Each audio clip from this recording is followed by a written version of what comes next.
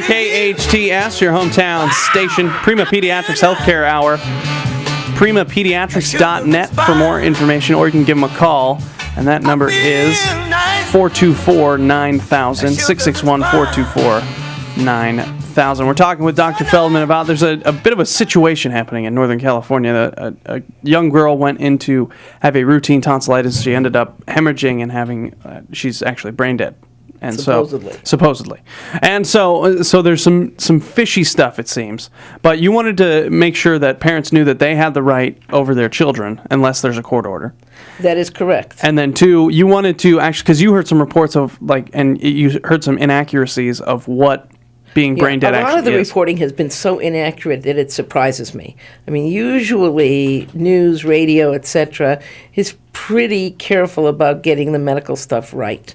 But this is definitely not right. This morning I was listening to where a reporter from the New York Times was on the radio and telling the definition of brain death. And what he said is that they check the reflexes, and they make sure if there's no reflexes, the patient can't gag and they can't move their eyes or anything. There's no reflexes. And if they can't breathe on their own, then they're brain dead. Well, I'm sorry. That's not correct. I did not know that.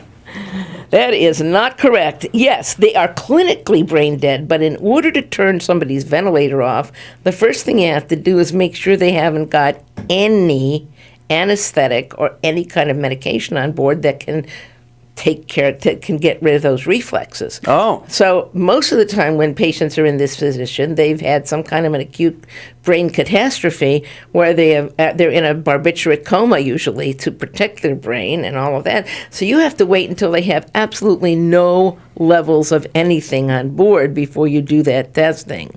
And then everybody I know of will also do an EEG and make sure it is isoelectric. In other words, it's a flat line.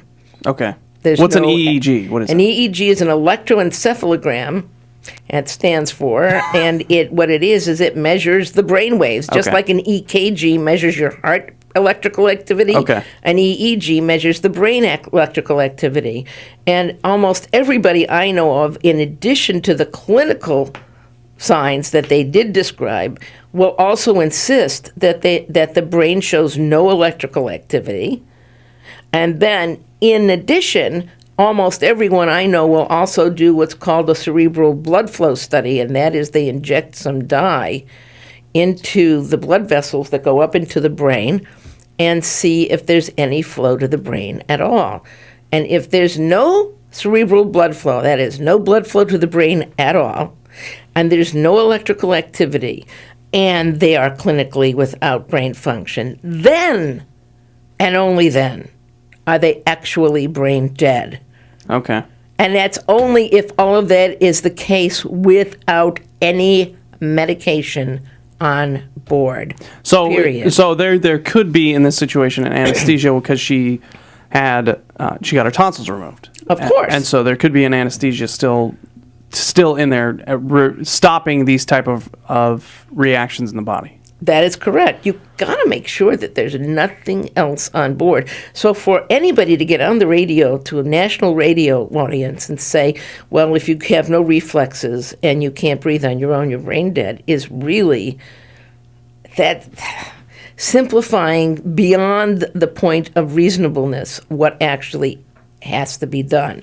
Because once you see that there's no blood flow to the brain at all, and there's no medication on board that could possibly influence blood flow, and there's no electrical activity of the brain, and there's no medication on board that could influence that, and they have no reflexes, and they can't breathe on their own at all, then I think almost every reasonable person would understand that that person has no brain left. Yeah.